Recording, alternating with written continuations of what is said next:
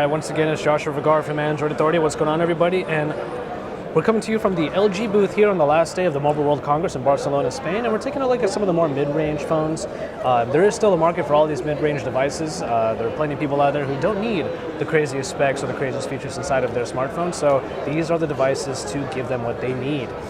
We looked at the L series already before, and right now we're going to look at the F series. Now, the F series is a little bit higher up than the L series, and the two devices that comprise the F series are the F5 and the F7.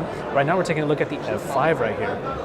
So the F5 has a 4.3-inch IPS LCD screen. The resolution is QHD, so a bit of a far cry from the 1080p and the 720p displays that we're kind of getting used to nowadays.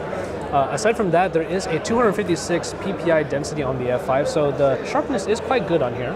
As you can see, the performance is pretty good, and it's backed by a 1.2 gigahertz dual-core Snapdragon S4.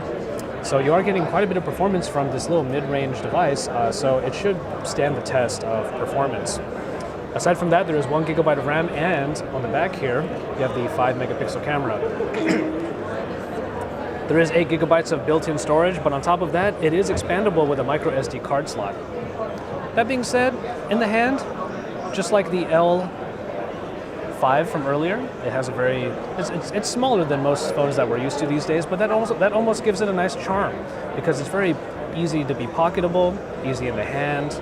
It does feel nice. This one in particular has you can see that crystal reflection display on the back cover that LG likes to put into their devices these days. But also it has a plasticky feel, not necessarily a whole lot of grip on the back, but then again, that's the reason why the phone is a little bit smaller.